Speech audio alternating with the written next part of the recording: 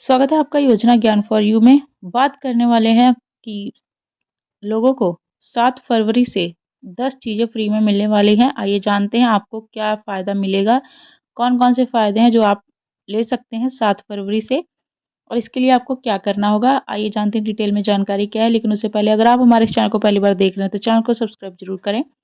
साथ में bell icon की घंटी दबाएँ ताकि आपको आने वाली वीडियोज़ की जानकारी तुरंत मिल सके। वीडियो पसंद आए तो वीडियो को लाइक और शेयर ज़रूर करें। बढ़ते हैं जानकारी की तरफ। भारत सरकार ने देश के नागरिकों के लिए एक बड़ी घोषणा की है। 7 फरवरी 2025 से पूरे देश में 10 नई सुविधाएं मुफ्त में शुरू की जा रही हैं। ये सुविधाएं आम जनता के जीवन को आसान बनाने और उनकी आर्थिक स्थिति को मजबूत करने के लिए लाई जा रही हैं। इन सुविधाओं का लाभ देश के हर वर्ग के लोगों को मिलेगा, चाहे वे छात्र हों, नौकरी पेशा हों, किसान हो या फिर बुजुर्ग। इन नई सुविधाओं में banking, mobile recharge, tax, ration card, LPG gas और अन्य कई क्षेत्रों से जुड़े महत्वपूर्ण बदलाव शामिल हैं। सरकार का मानना है कि इन सुविधाओं से देश की अर्थव्यवस्था को भी बड़ा फायदा होगा और लोगों की क्रय शक्ति बढ़ेगी। आइए जानते हैं विस्तार से। सबसे पहला है यूपीआई ट्रांजैक्शन लिमिट में बढ़ोतरी। यूपीआई के माध्यम से किए जाने वाले लेन देन की सीमा में बड़ा बदलाव किया गया है। अब आप एक दिन में 5 लाख तक का लेन देन कर सकते हैं।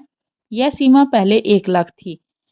इससे क्या होगा कि व्यापारियों और बड़े लेन-देन करने वालों को होगा फायदा, डिजिटल पेमेंट को मिलेगा बढ़ावा और बैंक जाने की ज़रूरत कम होगी। इस बदलाव से ई-कॉमर्स और ऑनलाइन शॉपिंग को भी बढ़ावा मिलेगा। लोग अब बड़ी खरीदारी भी यूपीआई के माध्यम से आसानी से कर सकेंगे। दूसरा है पेंशनभोगियों के लिए नई सुविधा। अब देश के सभी पेंशनभोगी किसी भी बैंक की शाखा में अपनी पेंशन निकाल सकेंगे। इस सुविधा से बुजुर्गों को बड़ी राहत मिलेगी। किसी भी बैंक से पेंशन निकालने की सुविधा मिलेगी। अतिरिक्त वेरिफिकेशन की ज़रूरत नहीं होगी और दूसरे शहरों में यात्रा के दौरान भी आप पेंशन आसानी से निकाल सकेंगे। यह सुविधा खास तौर पर उन बुजुर्गों के लिए फ़ायदेमंद होगी जो अपने बच्चों के साथ अलग-अलग शहरों में रहते हैं। अब वे जहाँ भी होंगे वहीं से आसानी से पेंशन निकाल सकेंगे। तीसरे नंबर पर आ रहा है किसानों के लिए बिना गारंटी लोन की सीमा बढ़ चुकी है। भारतीय रिजर्व बैंक ने किसानों के लिए एक बड़ा ऐलान किया है।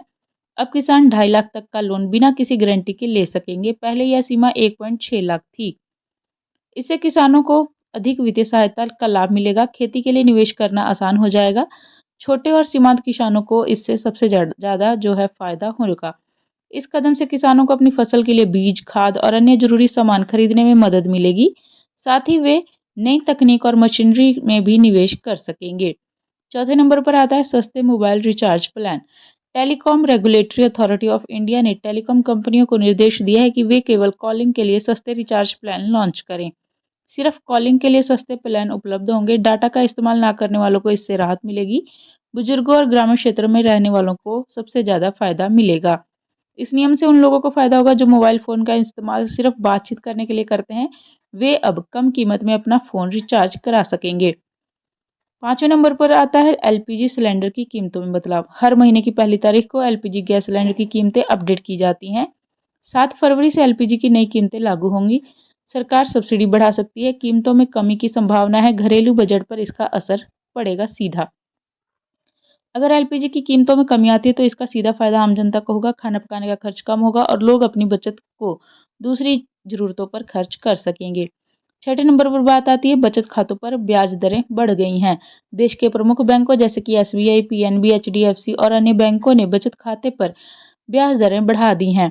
नई ब्याज दर 3.5% हो गई है, जो कि पहले 3% थी। वरिष्ठ नागरिकों को 0.5% का अतिरिक्त ब्याज मिलेगा।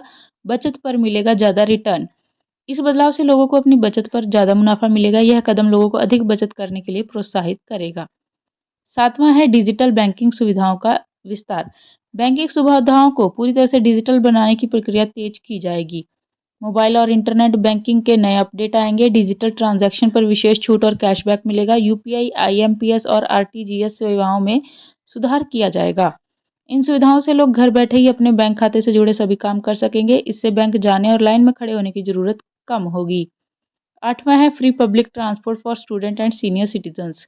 मेट्रो, बस और अन्य सार्वजनिक परिवहन में छात्रों और वरिष्ठ नागरिकों को मुफ्त यात्रा की सुविधाएं दी जाएंगी। छात्रों और 60 प्लस आयु के लोगों के लिए मुफ्त यात्रा सभी शहरों में लागू होगा। स्मार्ट कार्ड के माध्यम से इसकी सुविधा दी जाएगी। इस योजना से शिक्षा और स्वास्थ्य सेवाओं तक पहुंच आसान होगी। साथ ही यह कदम प्रदूषण कम करने में भी मदद करेगा। 9वें नंबर पर आता है टैक्स छूट में बढ़ोतरी।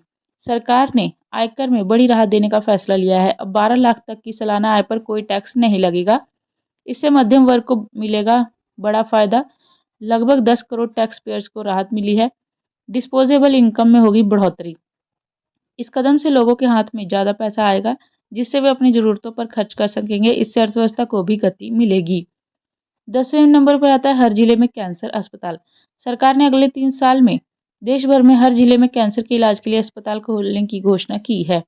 हर जिले में एक कैंसर का अस्पताल होगा। आधुनिक उपकरणों से लैस सुविधाएं होंगी। आयुष्मान भारत योजना के तहत मुफ्त इलाज दिया जाएगा। इस कदम से कैंसर के मरीजों को अपने घर के पास ही इलाज की सुविधा मिलेगी और इससे इलाज का खर्च कम होगा और लोगों को बेहतर स्वास्थ्य सुविधाएं मिलेंगी। 7 फरवरी 2025 से लागू होने वाली ये 10 मुफ्त सुविधाएं देश के हर नागरिक के जीवन को प्रभावित करेंगी। इन सुविधाओं से लोगों को आर्थिक राहत मिलेगी, स्वास्थ्य सेवाएं बेहतर होंगी और डिजिटल इंडिया को बढ़ावा मिलेगा।